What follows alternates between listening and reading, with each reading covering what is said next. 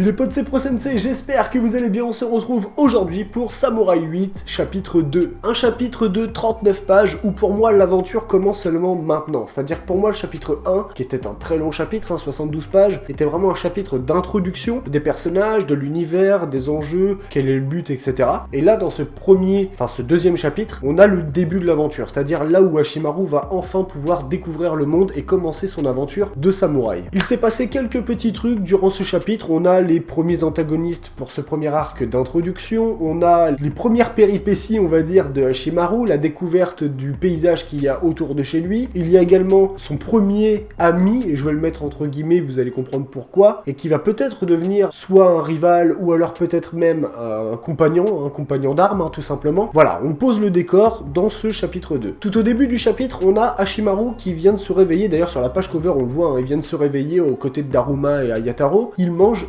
pour la première fois des takoyaki, et il rêvait toujours de pouvoir manger des trucs comme ça puisqu'il pouvait pas manger. Et d'ailleurs Daruma pose la question, il dit bah tiens c'est la première fois que t'en manges, et son père explique que Hashimaru ne pouvait pas manger autre chose que des pommes ou des aliments liquides définis. Donc ça veut dire que le gars il mangeait rien à part des pommes et de la soupe et du thé, quoi, tu vois le délire. Donc pour lui, manger un véritable plat, c'est un truc de ouf. Il kiffe. Pour lui, il pensait même pas que ça existait dans l'univers, tu vois, tellement que, pour lui, il découvre un truc de ouf. Et ce qu'il est en train de manger, les takoyaki, c'est des boulettes grillées de poulpe, et il en mange 8. Donc, bien sûr, Daruma fait la réflexion, les poulpes ont 8 tentacules, tu manges 8 takoyaki, et tu t'appelles Hashimaru, Hashi qui veut dire 8. Donc, pour lui, le chiffre 8, c'est ce qu'il dit à Hashimaru, c'est un chiffre qui va te porter bonheur. Et donc, on va le revoir très souvent dans l'œuvre. Et d'ailleurs, Daruma lui dit, dis, t'es en pleine forme ce matin et tout, et c'est ce qu'il explique à Hashimaru, c'est que vu qu'il avait toujours des câbles dans le dos et derrière la tête, et il était sans arrêt réveillé, donc soit par la position dans laquelle il est en train de dormir, soit parce qu'il fallait lui donner à manger ou lui faire une perfusion ou un truc comme ça, donc il était tout le temps réveillé, il ne faisait jamais de véritable nuit, et là il a pu enfin faire une nuit d'un trait, voilà, d'un seul trait, il a pu dormir genre 8 ou 9 heures d'affilée sans être réveillé, et ça je peux vous dire que quand on dort mal et que d'un seul coup tu dors super bien, t'as l'impression d'avoir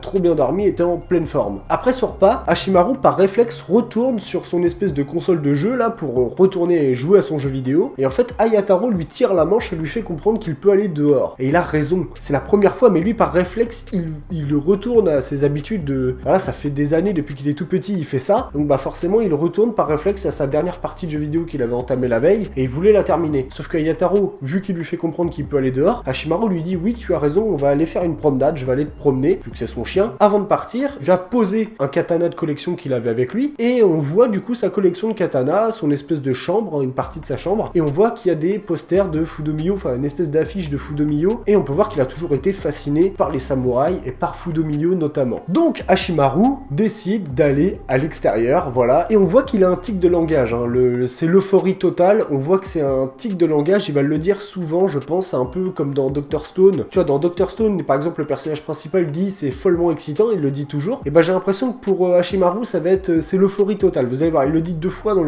le chapitre, et je trouve que c'est bien qu'il crée ce petit truc là, moi j'aime bien à chaque fois. Quand je vois dans Dr Stone qui dit ouais c'est follement excitant, c'est qu'il y a quelque chose qui va se passer, tu vois, ça c'est cool. Donc Hashimaru veut sortir, sauf que son père déjà lui dit fais attention, parce que dans les environs il y a des mecs dangereux et tout, puis tu connais pas l'univers, donc fais attention, va pas trop loin. Tu vois, il a envie de découvrir, c'est la première fois qu'il va sortir le gars, parce que quand il est sorti la veille au soir sauver son père, il faisait nuit, il a pas eu le temps de voir vraiment ce qui se passait, alors que là il va vraiment faire une promenade, tu vois, tout seul pour la première fois avec son chien, tu vois, le délire. Pour lui c'est une aventure de ouf, tu vois. Et Daruma lui dit c'est pareil, tu ne pars pas sans ton sabre. Un samouraï sans sabre, c'est comme un samouraï sans slip. Retenez bien ce dicton, parce que ça c'est du dicton de Daruma. Un samouraï sans sabre, c'est un samouraï sans slip. Voilà, ça c'est du dicton. Alors bien sûr c'est tourné à l'humour, mais véritablement un samouraï est toujours accompagné de son sabre, quoi qu'il arrive. Même quand il dort, le sabre il est à côté de lui, et du coup c'est ce qui fait, c'est l'identité des samouraïs même. C'est-à-dire que les samouraïs étaient comme ça, c'est quelque chose qui a véritablement existé. Un samouraï, même à l'époque féodale japonaise, avait toujours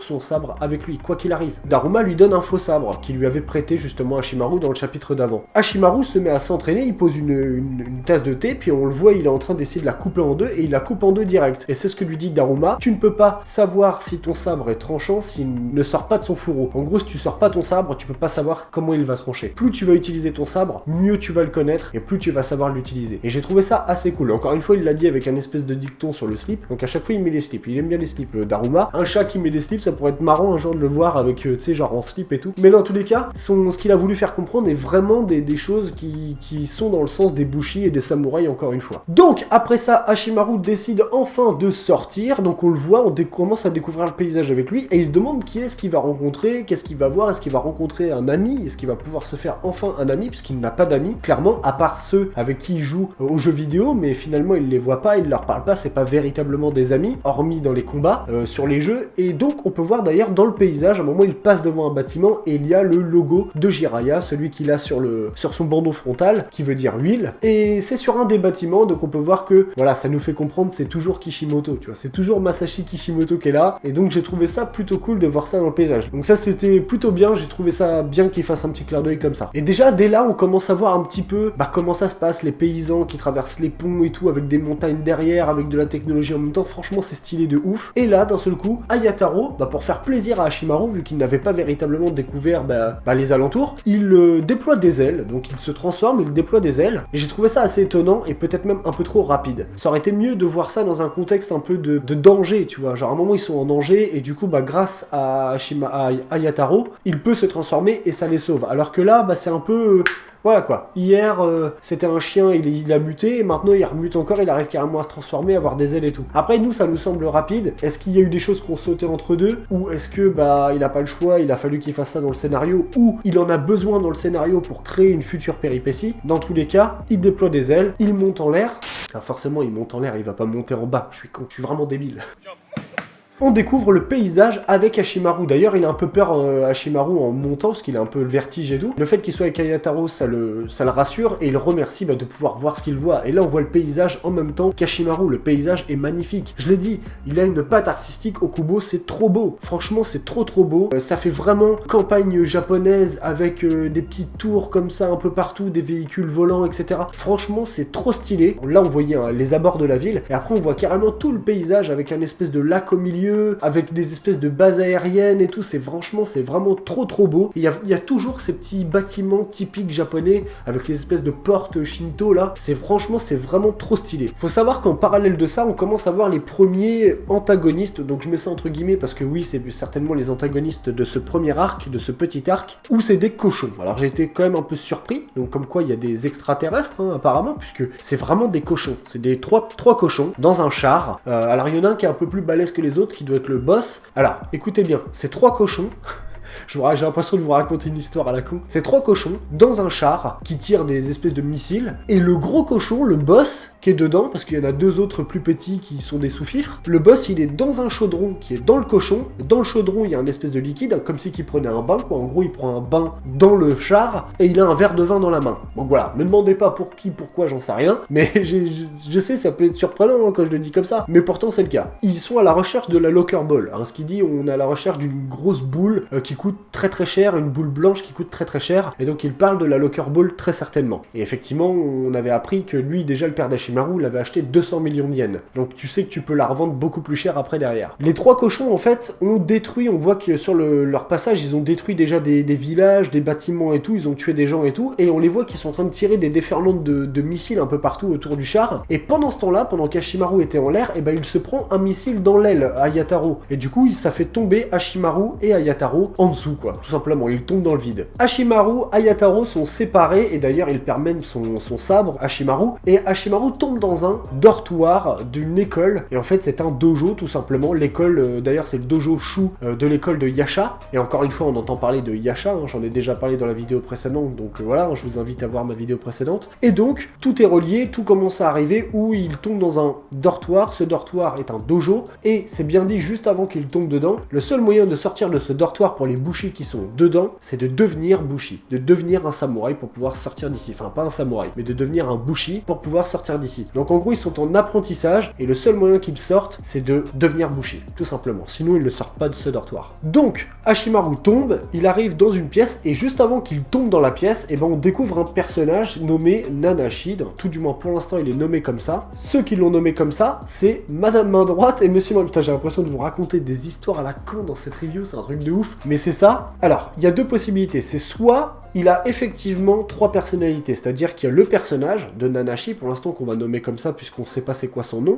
donc Nanashi veut dire sans nom et c'est comme ça qu'il a été nommé, donc Nanashi, et il a une monsieur et madame main droite ou main gauche, je sais plus comment il les a appelés, on va dire madame main gauche et monsieur main droite. Ils se font un dialogue tous les deux en disant oui mais c'est pas en restant ici que tu vas devenir un samouraï, il faut que tu sors d'ici, va t'entraîner au lieu de jouer aux jeux vidéo. Puis l'autre qui lui dit mais non, mais lui dis pas ça comme ça, tu sais bien comment elle est, il est timide, etc. Il y en a un qui dit il, l'autre qui dit elle, donc tu sais pas si c'est un garçon ou si c'est une fille. Et d'ailleurs tout le long du chapitre, même jusqu'à la fin, on sait toujours pas si c'est un garçon ou si c'est une fille. Ça me gonfle. J'aimerais bien savoir est-ce que c'est un garçon ou est-ce que c'est une fille. Moi franchement j'ai vraiment l'impression que c'est une fille, mais à entendre les deux mains parler entre elles, t'as l'impression que c'est un garçon. Enfin bref, ils se font une espèce de monologue comme ça où t'apprends déjà un petit peu le personnage, t'apprends qu'il est jamais sorti, qu'il veut devenir un bushi, mais pour ça faut qu'il s'entraîne, mais il fait que de jouer aux jeux vidéo, qu'il est jamais sorti de chez lui, etc., etc. Des petites informations comme ça. Hashimaru tombe dans son... chez lui. Il tombe chez lui. Et donc, il est effrayé déjà, hein. Nanashi, il est effrayé, il a un design assez stylé, mais justement, c'est un design un peu androgyne, c'est pas trop si c'est un garçon ou si c'est une fille, donc ça, c'est un peu chelou. Et tu vois pas ses yeux non plus, la part du temps, il a ses yeux couverts par ses cheveux, tu les vois qu'une seule fois, ses yeux, et c'est pour ça que je crois que c'est une fille. Et en fait, Hashimaru, du coup, lui, c'est la première fois, pareil, qu'il parle finalement à quelqu'un d'autre, tu vois, vraiment, qu'il a une conversation avec un mec de son âge et tout. Dans cette conversation, en fait, ce qui ressort, c'est que Nanashi explique un peu sa situation à Hashimaru en lui disant qu'il est jamais sorti de chez lui, que c'est la première fois qu'il voit un humain, qu'il n'a pas d'amis,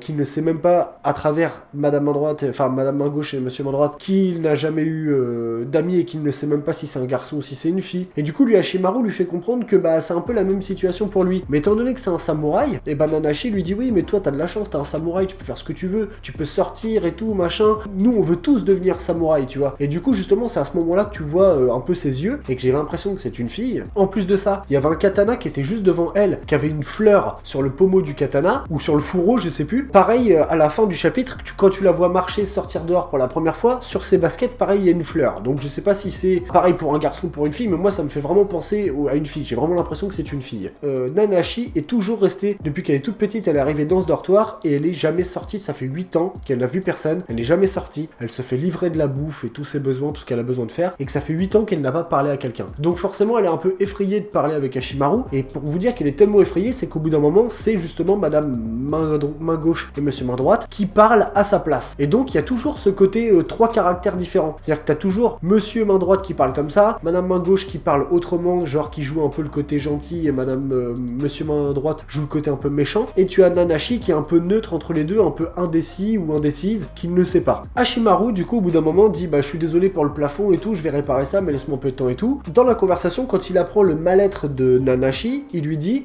écoute, je te propose un truc, parce qu'à un moment, elle lui dit sors de chez moi, c'est pas grave pour le plafond, je vais me débrouiller et tout. Et Hashimaru lui dit je te propose un truc, puisque tu joues beaucoup aux jeux vidéo et que tu joues aux jeux de samouraï, et moi ça m'intéresse. On fait une partie ensemble, si je te bats, tu viens avec moi promener mon chien. Et si tu me bats, je m'en vais, et puis voilà, on se reverra jamais, quoi, tu vois. Et donc, au début, elle lui dit non, parce qu'elle est sûre de gagner. Elle lui dit je suis numéro 2 du classement sur la planète, tu me battras jamais, laisse tomber, c'est perdu d'avance pour toi. Hashimaru lui dit justement la fameuse phrase on ne peut pas savoir comment son sabre est tranchant s'il n'est jamais sorti de son fourreau, un truc comme ça, la fameuse phrase que Daruma lui a dit au début du chapitre. Et donc, au bout d'un moment, Nanashi finit par accepter le duel, et du coup, si Hashimaru gagne, elle vient avec lui sortir le chien.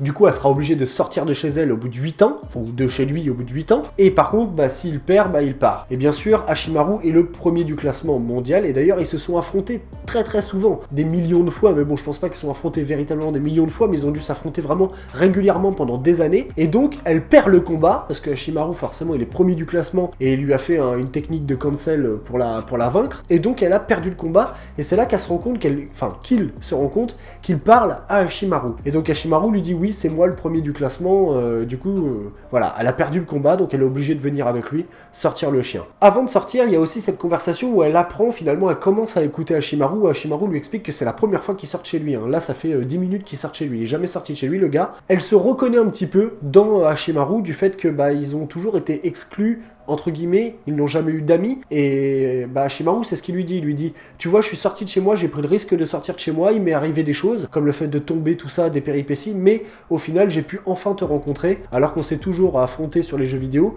Et bah là, enfin, on a pu enfin se rencontrer et parler ensemble. Et donc, pourquoi pas être amis. Ce que je veux dire par là, c'est qu'il y a beaucoup de personnes qui ont pris cette relation, hein, ce chapitre, cette fin de chapitre où presque ils sont amis, mais ils sont pas véritablement amis. C'est qu'ils vont devenir amis. Et par rapport à tous les points qui les rapprochent tous les deux, ils vont devenir amis et Hashimaru va être un peu la personne qui va guider Nanashi, dans le sens où il lui a dit voilà, moi je vais devenir comme Fudomiyo, je vais devenir l'étoile filante, je serai la prochaine étoile filante et tout. Nanashi va être finalement petit à petit, je pense, inspiré par Hashimaru. Donc est-ce que plus tard Nanashi sera soit une compagnante ou un compagnon, ou alors peut-être même un rival de Hashimaru? Ça pourrait être intéressant, et je suis sûr que Nanashi va devenir très très forte, ou très très fort, puisqu'il avait déjà un sabre, et il vit dans un dojo depuis je sais pas combien de temps. Et je pense que vraiment, il n'a pas été emmené dans ce dojo là pour rien, hein. Tu emmènes pas un enfant dans un dojo comme ça pour rien. Je suis sûr qu'il a un passé où il doit être d'une famille ou un truc comme ça, super connu ou un truc comme ça, et je suis sûr qu'il va avoir un futur très intéressant, et je pense qu'il va vraiment devenir un compagnon d'armes de Hashimaru. Et donc, vu qu'il a perdu le pari, il est obligé de sortir de chez lui, et donc c'est la première fois qu'il revoit les rayons du soleil et tout, vraiment c'est... Et limite il en tremble, tu vois, quand il sort de chez lui, et du coup, bah, il est tenu par la main par Hashimaru, et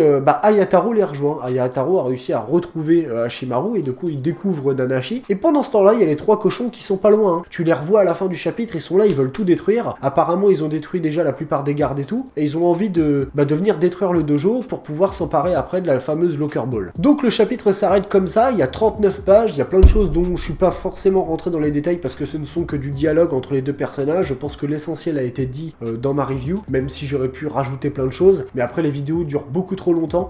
Donc voilà, j'espère que cette vidéo vous a plu, que vous avez passé un bon moment avec moi. Comme d'habitude, vous n'hésitez pas surtout à liker, à partager, à me donner votre avis sur le chapitre, sur Samurai 8, et sur tout ce que j'ai pu aborder dans cette vidéo. Et puis bah j'ai plus qu'à vous remercier et vous souhaiter une excellente fin de journée. À très bientôt. Ciao ciao.